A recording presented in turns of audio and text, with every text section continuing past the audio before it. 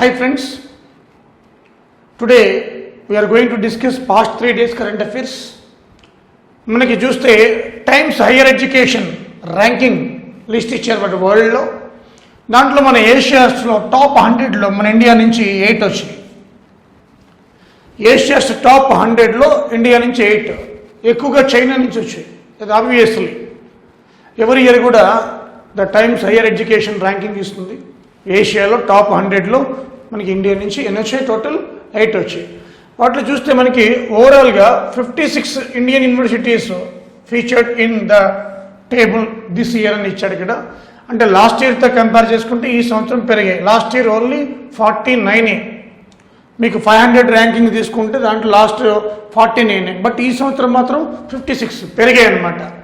ఇప్పుడు వరల్డ్ చూస్తే ఇప్పుడు ఇక్కడ రావచ్చు. వరల్డ్లో చూస్తే global top 10 university of Oxford. University of Oxford యూకేలో ఉంది. అది యూకే యూనివర్సిటీ ఆఫ్ ఆక్స్ఫర్డ్ యూకేలో ఉంది. ఇది టాప్ 1. ఆక్స్ఫర్డ్ యూనివర్సిటీ యూకే ఇది టాప్లో ఉంది. వరల్డ్లో నెంబర్ 1 యూనివర్సిటీ ఆక్స్ఫర్డ్. రెండోది California Institute of Technology US America. మూడోది యూనివర్సిటీ ఆఫ్ కేంబ్రిడ్జ్, ఇది కూడా యూకేనే. నాలుగోది Stanford University US. Massachusetts Institute of Technology ఇది USA. Princeton University US. Harvard University US. Yale University US. University of Chicago US. Imperial College London. అంటే top 10లో మనకి 10, అదేవిధంగా ఫస్ట్ ఉంది, థర్డ్, ఈ 3 యూకే, మిగతా 7 కూడా అమెరికానే ఉన్నాయి. సో టాప్ 10లో 3 యూకే, అదేవిధంగా 7 అమెరికా. ఇవి టాప్ 10 వరల్డ్లో. అదే మన ఇండియాకి వస్తే ఐఐఎస్సి బెంగళూరు నెంబర్ 1లో ఉంది, టాప్లో ఉంది. ఇది ర్యాంక్ వరల్డ్లో 36. ఐఐఎస్సి బెంగళూరు వరల్డ్లో 36th ర్యాంక్. అలాగే ఐఐటి రూపర్ 47, రూపర్ అంటే పంజాబ్లో ఉంది ఇది. ఐఐఎస్సి బెంగళూరు. ఐఐటి ఇండోర్ 55 ర్యాంక్లో ఉంది. ఖరగ్పూర్ 59. మిగతా అవసరం లేదు కానీ ఫస్ట్ గుర్తుపెట్టుకుంటే సరిపోతుంది. IISc Bengaluru 36th rank. ఇంతకుముందు లాస్ట్ టైం 49 ఉంటే ఇప్పుడు 56 ఇండియన్ యూనివర్సిటీకి చోటు వచ్చిందనమాట. ఓకే, మరి తెలుగులో లేవా అంటే తెలుగులో కూడా ఉన్నాయి. అవేంటి చూద్దాం. ఇది వరల్డ్ టాప్ 10 లిస్టు. ఇది ఇండియావి టాప్ 10. సో ఇది ఎవరు తీసుకుంటారో Times Higher Education ranking. Asia's top 100లో మన ఇండియా నుంచి ఎన్ని ఉన్నాయి? 8 ఉన్నాయన్నమాట. ఓకే, ఇవన్నీ ర్యాంకింగ్ మధ్యలో అనమాట అవన్నీ. ఇప్పుడు చూద్దాం. మనకి చూస్తే ఈ తెలుగు యూనివర్సిటీస్ ఏమన్నా ఉన్నాయంటే చూద్దాం ఒకసారి. హైదరాబాద్ సెంట్రల్ యూనివర్సిటీ కూడా ఒక ఇండెక్స్లో నెంబర్ 1లో ఉంది, చెప్తాను అది. ఓకే, తెలుగులో చూస్తే మనకి ఐఐటి హైదరాబాద్ ఇది నెంబర్ 1లో ఉంది. తెలుగులో అంటే అర్థం తెలుగు రాష్ట్రాల్లో చెప్పేది. తెలుగు రాష్ట్రాల్లో మనకి ఐఐటి హైదరాబాద్, అలాగే హైదరాబాద్ సెంట్రల్ యూనివర్సిటీ ఇది నేచర్ ఇండెక్స్లో, నేచర్ అంటే లైఫ్ స్టైల్ మీద కానీ మనకి పరిశోధనలో అన్నీ కూడా చూస్తారు. భౌతిక శాస్త్రం కానీ లైఫ్ సైన్స్ కానీ పరిశోధనలో ఓవరాల్ నెంబర్ 1 ఉంది. నేచర్ ఇండెక్స్లో నెంబర్ 1 ఉంది. ఓవరాల్ 15th ర్యాంక్ ఉంది. So Hyderabad Central University overall 15th rank ఉంది ఇండియాలో, బట్ నేచర్ ఇండెక్స్లో నెంబర్ 1 ఉంది. Okay, so IISc Bengaluru is the number 1, but nature ఇండెక్స్లో HCU Hyderabad Central University is the number 1. So ఇక్కడ ఓవరాల్ అయితే 15th ర్యాంక్ ఉంది. ఇది హైదరాబాద్ సెంట్రల్ యూనివర్సిటీ, అదే ఐఐటి హైదరాబాద్. ఓకే, తెలంగాణలో టైగర్స్ పాపులేషన్ పెరుగుతుంది. ముఖ్యంగా పక్కనున్న మహారాష్ట్ర నుంచి ఈ కవాల్ వైల్డ్ లైఫ్ శాంక్చురీకి వలస వస్తున్నాయట. తెలంగాణలో కేంద్ర లెక్కల ప్రకారం 26 పులులు ఉన్నాయట, 26. అయితే పాస్ట్ 80 yearsలో ఇండియాలో 750 డైడ్ టైగర్స్. పాస్ట్ 80 yearsలో 750 టైగర్స్ చనిపోయాట. ఇవి చాలా ఇంపార్టెంట్. ఎందుకంటే ఈ వన్యప్రాణుల్ని వేటాడడం, చంపడం, కొన్ని నేచురల్ డిజాస్టర్స్ వల్ల చనిపోతూ వస్తున్నాయి. ముఖ్యంగా టైగర్ పాపులేషన్ ఇది పాస్ట్ 80 yearsలో 750 చనిపోయాట. కారణం ఎక్కువ నేచురల్ డిజాస్టర్ వల్ల 369 చనిపోతే, ఇల్లీగల్ హంటింగ్ వల్ల 169 చనిపోయాట. ఈ 2 ప్రధాన కారణాలు. 2012, 2019 మధ్య దేశంలో టైగర్స్ డెత్ చూసుకుంటే మధ్యప్రదేశ్ ఎక్కువగా టైగర్స్ చనిపోయి 173 టైగర్స్ చనిపోయాట. అలాగే రెండోది మహారాష్ట్ర, అదేవిధంగా మూడోది కర్ణాటక. మహారాష్ట్ర 125, కర్ణాటక 111, ఆ తర్వాత AP 7, Telangana 5. AP 7, Telangana 5.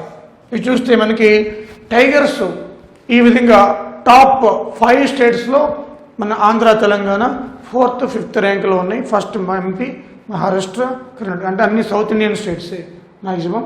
So ఇవి ముఖ్యంగా మనకి టైగర్ పాపులేషన్ చూసుకుంటే మన తెలంగాణలో పెరుగుతూ వస్తుంది. ఇది మనకి ఈరోజు పేపర్లో వచ్చిన data. Okay, 5th World Environmental Day, ప్రపంచ పర్యావరణ దినోత్సవం. ఇది World Environmental Day 1972 Stockholm conference ద్వారా ఇది ఏర్పడింది. 1972లో World Environmental Day was set up in 1972. Stockholm, Sweden conference, UN conference, ఐక్యరాజ్య సమితి కాన్ఫరెన్స్లో ఇది ఏర్పడింది అనమాట ఫస్ట్. అయితే ఫస్ట్ మీటింగ్ అఫీషియల్గా సెలబ్రేట్ చేసుకోవడం 1974, first World Environmental Day celebrated. అయితే దీని థీమ్ ఏంటంటే one earth one family. First theme one earth one family. First 1974లో first World Environmental Day theme one earth one family. మరి 2018లో చూస్తే బీట్ ప్లాస్టిక్ పొల్యూషన్, 2019లో జూన్ 5న బీట్ ఎయిర్ పొల్యూషన్, 2020 జూన్ ఇది సెలబ్రేట్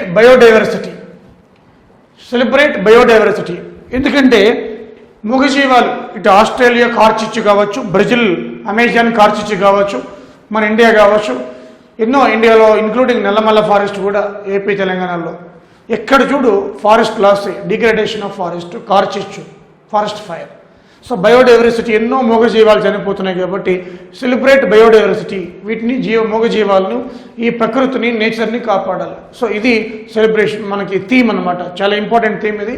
సో ఫస్ట్ థీమ్ ఏంటి, one earth one family. అది ఎప్పుడు 74లో. 18 చెప్పాను, 19 చెప్పాను, 20 ఒక్కోసారి పాత తీస్తూ ఉంటాడు. ఓకే, సో ఇవి ముఖ్యంగా మనకి June 5th World Environmental day. Okay, సంబంధించి చూస్తే ఈ పర్యావరణ దినోత్సవం రోజున కొన్ని అంశాలు వచ్చాయి. మన హైదరాబాద్లో 15% గ్రీన్ ఉండాలి, గ్రీన్ సీనరీ ఉండాలి. కానీ ఎంత ఉంది అంటే 5% ఉంది. చూడండి ఎంత ఉందో. కారణం ఏంటంటే హైదరాబాద్లో 57.5 lakh వెహికల్స్ ఉన్నాయి, చాలా ఎక్కువ ఉన్నాయి. ఏరియా కంటే వెహికల్స్ ఎక్కువ ఉన్నాయి అనమాట. సో దీనివల్ల 15% ఉండవలసిన 5% పొల్యూషన్ ప్లస్ ఇంకేంటంటే ఆక్యుపై ట్యాంక్స్, చెరువులు ఆక్యుపై చేసి హౌసెస్, కాలనీస్ వెళ్ళడం. అదేవిధంగా ప్లాస్టిక్ వేస్ట్ మన హైదరాబాద్లో పర్ డే, ఇదంతా హైదరాబాద్ గురించి చాలా important. Hyderabad metro water HMD exam రాసుకున్న వాళ్ళకి చాలా important. Plastic waste 517.8 tonnes per day హైదరాబాద్లో ఉత్పత్తి అవుతుంది. ఎంత ఒక రోజుకి ఎంత ప్లాస్టిక్ హైదరాబాద్లో ఉత్పత్తి అవుతుంది? 517.8 టన్స్ పర్ డే. అదేవిధంగా హెచ్ఎండిఏ పరిధిలో 3132 చెరువులు ఉన్నాయి. ఇవన్నీ కూడా కబ్జా కాకుండా చూసుకోవాలి. 3132 అండర్ ది హెచ్ఎండిఏ లిమిట్ అనమాట. ఓకే, సో ఇవి ప్లాస్టిక్ వేస్ట్ ఎంత ఉత్పత్తి అవుతుంది, హెచ్ఎండిఏ పరిధిలో ఎన్ని చెరువులు ఉన్నాయి, హైదరాబాద్లో ఎన్ని వెహికల్స్ ఉన్నాయి, ఎంత గ్రీనరీ ఉంది, ఎంత ఉండాలా, 15% ఉండాలి, ఎంత ఉంది, 5%. ఇది మన పరిస్థితి అనమాట. ఓకే, సి బసు చటర్జీ, ఈయన నిన్న చనిపోయారు ముంబైలో. ఈయన popular film director Basu Chatterjee. ఈయన బిలాంగ్స్ టు మార్వార్, రాజస్థాన్. ఈయన ఫిల్మ్స్ చూస్తే కట్టామిత, చక్రవ్యూహ, చిక్చోర్, కమలాకి మౌత్, ఇది చాలా పాపులర్. ఈ 4 ఫిల్మ్స్ హిందీ ఫిల్మ్స్, ఇవన్నీ కూడా ఇవి 4 కూడా చాలా పాపులర్. ఇంకా చాలా ఉన్నాయి వీళ్ళకు. ఈయన Basu Chatterjee, so popular film director, నిన్నే చనిపోవడం జరిగింది. ఓకే, ఈ కృష్ణా బోర్డ్ చైర్మన్గా పరమేశన్, ఈయన 2 రాష్ట్రాలను ఆదేశించారు డిపిఆర్లు ఇమ్మని చెప్పి.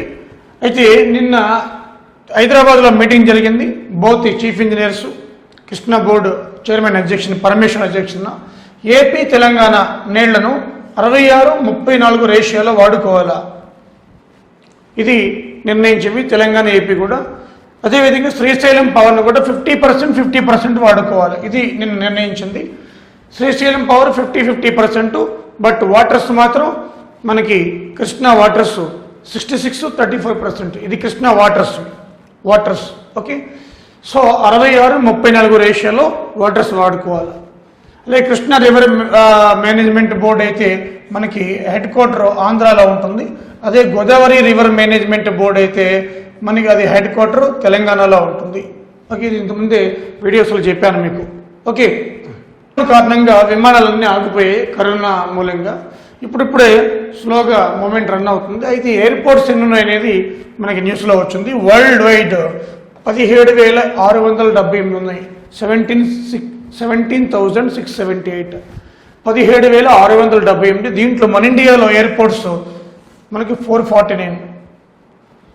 సివిల్ ఎయిర్పోర్ట్స్ ఇన్ ఇండియా, ఇవన్నీ సివిల్ ఎయిర్పోర్ట్స్ గురించి చెప్తున్నాం. ప్రపంచంలో 17,678 ఉంటే ఇండియాలో 449. అలాగే ఏరోప్లేన్ మేకింగ్ ఆర్గనైజేషన్ ఇండస్ట్రీస్ వరల్డ్లో 5,000 ఉంటే మన ఇండియాలో 37 ఉన్నాయి. అంటే చాలా తక్కువ ఉన్నాయి. Scope is more in India. Population ఎక్కువ, ఎయిర్పోర్ట్స్ తక్కువ, మేకింగ్ ఇన్స్టిట్యూషన్ 37 ఉన్నాయి. సో ఇవి మనకి న్యూస్లోకి వచ్చింది. ఈ డేటా కూడా చాలా. ఇండియాలో సివిల్ ఎయిర్పోర్ట్స్ ఎన్ని ఉన్నాయి అన్నీ కలిపి 449. ఓకే, అలాగే మోటార్ వెహికల్ యాక్ట్ సెక్షన్ 177 ప్రకారం, మోటార్ వెహికల్ యాక్ట్ అంటే 1988 మోటార్ వెహికల్ యాక్ట్, 2019లో కూడా తీసుకొచ్చారు కొత్త యాక్ట్. దాని ప్రకారం if no side mirrors for motor vehicles so 100 rupees fine. Side mirror లేకపోతే 100 రూపీస్ ఫైన్ అంట. ఇది కొత్త చట్టం, ఇది లోకల్ ఎగ్జామ్స్లో ఉపయోగపడుతుంది. Okay, Australia created record first ever virtual meeting between India and Australia ప్రధానమంత్రులు మధ్య జరిగింది. స్కాట్ మోరిసన్ అండ్ మోడీ మధ్య విర్చువల్ మీటింగ్ జరిగింది. ఆయన ఇంతకుముందే ఒక ట్వీట్ కూడా చేశారు మోరిసన్ గారు. అంత ముందు ఆయన సమోసా అండ్ మ్యాంగో చట్నీ చేశారని చెప్పి, తర్వాత మొన్న ఇంకో ట్వీట్ చేశారు, గుజరాత్ కిచడీ అంటే చేయడం ఎలాగో తెలుసుకున్నాను. అంటే గుజరాత్ కిచడీ, మ్యాంగో చట్నీ, సమోసా. సో ఇది చమత్కారంగా వాళ్ళిద్దరి మధ్య సంభాషణ జరిగాయి. అయితే మనకి ఎగ్జామ్ పాయింట్ ఆఫ్ వ్యూలో first ever virtual meeting between prime ministers Australia, India. ఎందుకు జరిగింది అంటే ముఖ్యంగా మనం చైనా లడఖ్ ప్రాంతాల్లో ఇండియా మీద అగ్రెసివ్గా వస్తుంది. మనం చైనాకి వ్యతిరేకంగా ఉన్న దేశాలతోటి ఇప్పుడు రక్షణ ఒప్పందాలు కుదుర్చుకుంటున్నాం. ఒక ప్లాన్ ప్రకారం వెళుతున్నాం అనమాట. దీంట్లో భాగంగా ముఖ్యంగా మనం మ్యూచువల్ లాజిస్టిక్స్ అగ్రిమెంట్ జరిగింది. ఇది ఒకటి.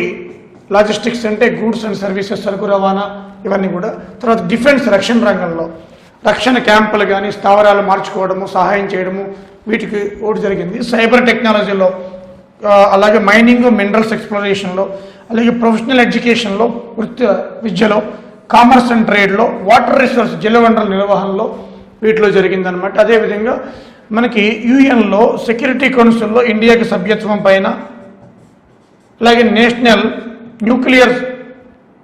న్యూక్లియర్ సప్లైర్స్ గ్రూప్లో మెంబర్షిప్ పైన, దీని మీద కాస్త చర్చ జరిగింది. న్యూక్లియర్ సప్లైర్స్ గ్రూప్ 48 కంట్రీస్ ఉన్నాయి దీంట్లో.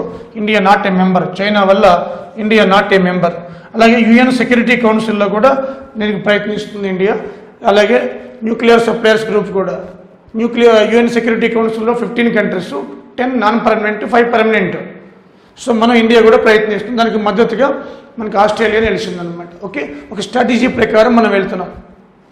ముఖ్యంగా డిఫెన్స్, రక్షణ రంగం, cyber tech, mining, minerals, professional education, commerce, water resources, mutual logistics అగ్రిమెంట్లో మనకి ఈ యొక్క సంభాషణ అంటే విర్చువల్ మీటింగ్ జరిగింది. అలాగే ఆస్ట్రేలియా కూడా యుఎన్ సెక్యూరిటీ కౌన్సిల్లో మెంబర్షిప్ కోసం, న్యూక్లియర్ సప్లైర్స్ గ్రూప్లో మెంబర్షిప్ కోసం సపోర్ట్ చేస్తాను హామీ కూడా ఇచ్చింది. ఓకే, కేటీఆర్ ఇక నేను రాయవసరం లేదు, మీకు ఫిగర్ చూస్తే తెలిసిపోతుంది.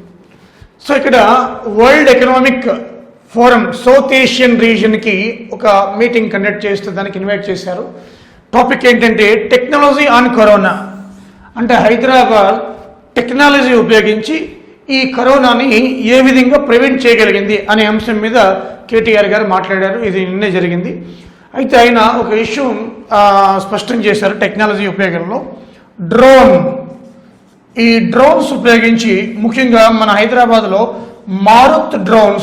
మారుత్ అనే డ్రోన్స్ ఉపయోగించి మనం ఈ కెమికల్స్ స్ప్రే చేసి ఈ ఏవైతే ఉంటాయో సోడియం హైపోక్లోరైడ్స్ లాంటివి మనకి స్ప్రే చేసి ఏవైతే ఈ యొక్క వైరస్ కానీ ఈ జెర్మిసైడ్స్ కానీ ఉంటాయో వాటి ద్వారా ఈ టెక్నాలజీ వల్ల కొంచెం వరకు ప్రివెంట్ చేయగలిగాం.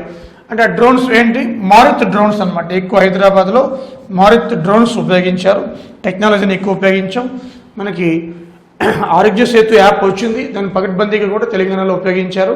మరి అనేక రకాల టెక్నాలజీని ఉపయోగించి not only Maruti drones but also మనకి వెహికల్స్కి ఒక కొత్త ట్యాగ్ పెట్టి ఒక 3 కిలోమీటర్ రేడియస్ లోపల ఆ వెహికల్ క్రాస్ అయితే కనుక మనకి ఇమీడియట్లీ ఆ కన్సర్న్ డిపార్ట్మెంట్కి తెలిసిపోవడం, వాటి మీద ఫైన్ వేయడం, ఇలా వెహికల్స్ అంటే మొబిలిటీని తగ్గించారు. కరోనా మొబిలిటీ ఎక్కువ ఉంటే కరోనా స్ప్రెడ్ అవుతుంది.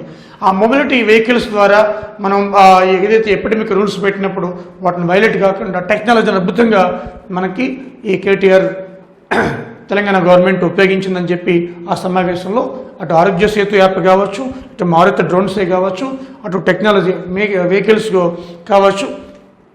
సో అన్ని విధాలుగా మనకి ఈ యొక్క టెక్నాలజీని ఉపయోగించుకొని దాన్ని మినిమం చేయగలిగారనమాట. సో అది ఇప్పుడు మన తెలంగాణ నుంచి ఎవరు అటెండ్ అయ్యారు దానికి అంటే అటెండ్ అంటే విర్చువల్ మీటింగ్ ఇది కూడా. ఓకే, కేటీఆర్ గారు దీని మీద మాట్లాడే అంశం ఏంటి? టెక్నాలజీ అని కరోనా. ఓకే, ఫిన్లాండ్లో రీసెంట్గా మనకి ఇండియన్ అంబాసిడర్ అపాయింట్ అయ్యారు. ఆయన రవికుమార్ అని చెప్పి ఫిన్లాండ్లో భారత రాయబారిగా అపాయింట్ అయ్యారు. ఇది వన్ వరల్డ్ ఆన్సర్ ఇలాంటివన్నీ కూడా. అలాగే జస్టిస్ ధర్మాధికారి కమిటీ ఎప్పటి నుంచో వస్తుంది. ఇది మనకి Transco employees division, electricity employees division మీద ఏపీ తెలంగాణ, ఇది సుప్రీంకోర్టులో కూడా ఉంది. అమికస్ క్యూరీగా ధర్మాధికారి కమిటీ అంటే ఈయన అపాయింట్ చేసింది. సో ఎలక్ట్రిసిటీ ఎంప్లాయీస్ మీద వేసిన కమిటీ ధర్మాధికారి కమిటీ చాలా important for both states. Dharmadhikari committee ఎప్పటి నుంచో 2 years నుంచి ఇది నడుస్తూనే ఉంది, కరెంట్ అఫైర్స్. అలాగే ఇది మాత్రం ఫిన్లాండ్లో లేటెస్ట్గా ఇండియన్ అంబాసిడర్గా రవికుమార్ అపాయింట్ అయ్యారైనా. ఓకే, ఇది యాక్చువల్గా కాంట్రవర్సీ ఏరియా, ఇది పాకిస్తాన్ కిందకి వస్తుంది ఇప్పుడు, but actually Pak occupied Kashmir. రీసెంట్గా మనం గిల్గిట్ బాల్టిస్తాన్ కూడా మన అంటే జమ్మూ కాశ్మీర్ పీఓకే కూడా మాదే అని మనకి అమిత్ షా ప్రకటించడం జరిగింది. అయితే ఇక్కడ బుద్ధిస్ట్ స్టాచ్యూస్ అంటే మన ఇండియా బౌద్ధ మతం birth place India, Afghanistan, Pakistan, ఇండియాలో 84,000 బౌద్ధ స్తూపాలు ఆ రోజున అశోకుడు నాటించాడు.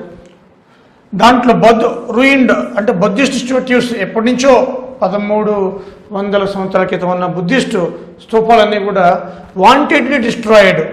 అది న్యాచురల్గా పడిపోతే అది వేరే సంగతి, బట్ ఎవరు చేశారనేది మనం తెలియదు, కానీ వాంటెడ్లీ డిస్ట్రాయిడ్. అంటే మనం ఇండియా ఆర్గ్యుమెంట్ ఏంటంటే పాకిస్తానే కావాలని వాళ్ళ సైనికులు ఎగదోసి మనకి వీళ్ళని డిస్ట్రాయ్ చేశారనేది మన ఇండియా వాదన. సో మన ఇండియా కూడా నిరసన తెలియజేసింది. అయితే ఇంతకీ ఆ బౌద్ధ విగ్రహాల నాశనం అవన్నీ పక్కన పెడితే కాంపిటేటివ్లో ఏం ఉపయోగపడుతుందంటే గిల్గిట్ బాల్టిస్తాన్, ఇది నార్త్ వెస్ట్ పార్ట్ ఆఫ్ ఇండియాలో ఉంటుంది, పీఓకేలో వస్తుంది. ఇది already part of the Pakistan. దీని గుండానే చైనా మనకు ఒక రోడ్డు కూడా వేస్తుంది అనమాట. ఇది హిమాలయన్ బెల్ట్. ఓకే, అలాగే సైలెంట్ వ్యాలీ, ఇది కేరళలో ఉంది. సైలెంట్ వ్యాలీ, సిలికాన్ వ్యాలీ అంటే బెంగళూరు, ఇది సైలెంట్ వ్యాలీ.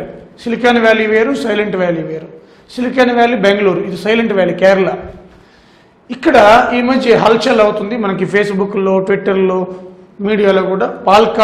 పాల్కాడ్ ప్రాంతంలో ఒక ఎలిఫెంట్కి some of the unknown people దానికి పైనాపిల్లో లోపల కట్ చేసి పైనాపిల్లో ఎక్స్ప్లోజివ్ పెట్టి దానికి తినిపించడం, అది తినడం, పేలిపోవడం, టంగు, జాసు అవన్నీ కూడా చెదరైపోవడం, అది మంటతోటి వీధుల్లో పరిగెట్టడం, లాస్ట్కి అది ఏం చేయాలో తెలియక మనకి నదిలోకి దూకేయడం, అక్కడే చనిపోవడం జరిగింది. సో ఇది ముఖ్యంగా మనకి ఈ ఇన్సిడెంట్ ఎక్కడ జరిగిందంటే సైలెంట్ వ్యాలీ, ఇది ఒక wild life sanctuary Kerala Palakkad ఏరియాలో ఉంది. Okay, so this is the మనకి లేటెస్ట్ కరెంట్ అఫైర్ ఇది. ఓకే, ఇంతకుముందు నేను టైగర్స్ గురించి చెప్పాను, ఇది ఎలిఫెంట్. టైగర్స్ అని చనిపోయే పాస్ట్ 8 yearsలో చెప్పాను. ఇది హ్యూమన్ యాక్టివిటీస్ వల్ల చనిపోయాయి అనమాట. అక్కడేమో హంటింగ్, ఇక్కడ కూడా హంటింగ్గా ఉంటుంది, ఏనుగులని దంతాల కోసం చంపేస్తారు. బట్ ఇది పబ్లిక్గానే ఇలా చేస్తున్నారు. దిస్ ఈజ్ కాల్డ్ మనకి ఏ విధమైన చట్టాలు ఉన్నప్పటికీ కూడా మన ఇండియాలో ఉపయోగం లేకుండా పోయింది. Okay, human rights commission chairman, ఈయనకి నెల్సన్ మండేలా అవార్డు వచ్చింది. నెల్సన్ మండేలా అవార్డు, ఎందుకంటే మానవ హక్కులు కాపాడడంలో ఈయన ప్రోయాక్టివ్గా ఉన్నారు కాబట్టి ఈయన Nelson Mandela award. Justice Chandraiah human rights commission chairman. అలాగే లంపిన్ స్కిన్ అనే ఒక వ్యాధి, ఇది ఇదట తోలు మందంగా అయిపోతుంది, బ్లడ్ సరఫరా కాదు, క్యాటిల్ చనిపోతాయి అనమాట. వనపర్తిలో ఇలాగే ఒక క్యాటిల్ చనిపోయింది, బ్లడ్ శాంపిల్స్ హైదరాబాద్ ల్యాబ్కి పంపించారు. ఇది కొత్త వ్యాధిలా ఉంది, లంపి స్కిన్ డిసీజ్ అంటాం. చాలా ఇంపార్టెంట్, ఇలాంటివన్నీ కూడా లోకల్ ఎగ్జామ్స్లో very important. Lumpy skin disease. Okay. NIN national institute of nutrition Hyderabad. ఇది ఎక్కడ ఉంది అంటే హైదరాబాద్లో ఉంది.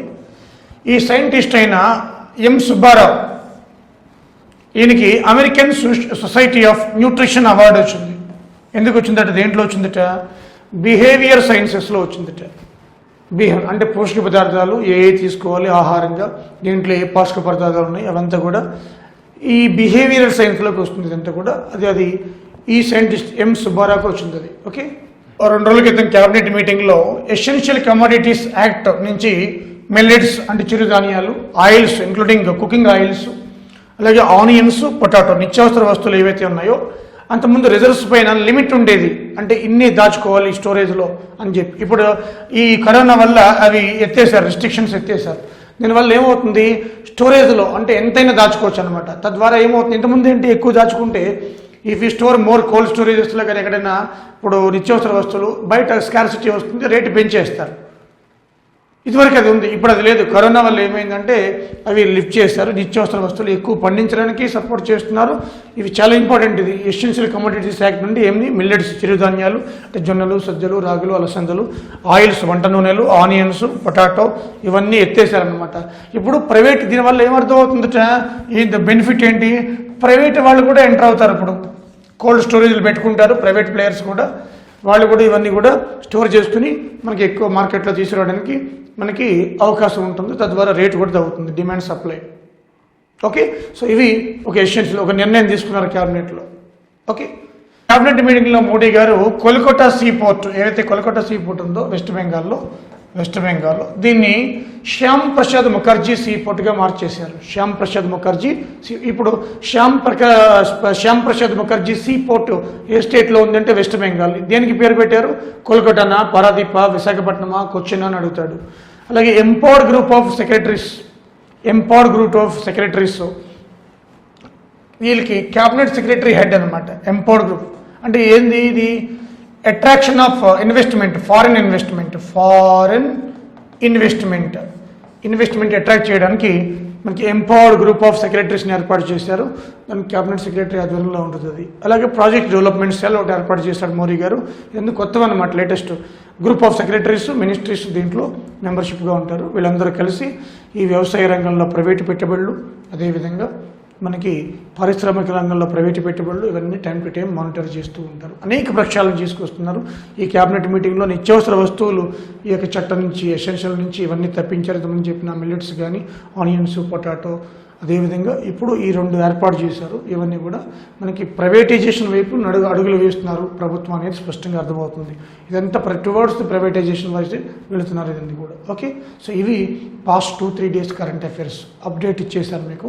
సో ఈ రూపా ఐఏఎస్ అకాడమీ అనేది మీకు ఎన్నోసార్లు చెప్పాను, education is a social responsibility. ఆ ఉద్దేశంతో మేము quality of education, current affairs అంటే బయట చూడొచ్చు మీరు, పనికి వచ్చి అన్ని డంప్ చేస్తూ ఉంటారు. టు ది పాయింట్ ఆఫ్ ఎన్నో ఉంటాయి మనకి ఇంకా సబ్జెక్టులు. సో ఎగ్జామ్ ఓరియంటేషన్లోనే ఇవ్వడం జరుగుతుంది రూపా ఐఏఎస్ అకాడమీ. మీరు దీన్ని సబ్స్క్రైబ్ చేసుకోండి, మీ ఫ్రెండ్స్ చెప్పండి, మిత్రులకి, మీ శ్రేయోభిలాషులకి అందరికీ చెప్పండి. ఓకే. సో 2-3 డేస్కి ఒకసారి అప్డేట్ అవుతూ ఉంటే కరెంట్ అఫైర్స్ చేస్తూ ఉంటాం. సో అదేవిధంగా ఇంపార్టెంట్ ఏమైనా కాన్సెప్ట్లు ఉన్నా, పిల్లలకి డిఫికల్ట్గా ఉన్నా అవి కూడా వస్తూ ఉంటాయి. 2 డేస్లో కాళేశ్వరం ప్రాజెక్ట్ కూడా వస్తుంది. సో సబ్స్క్రైబ్ చేసుకోండి. Thank you very much.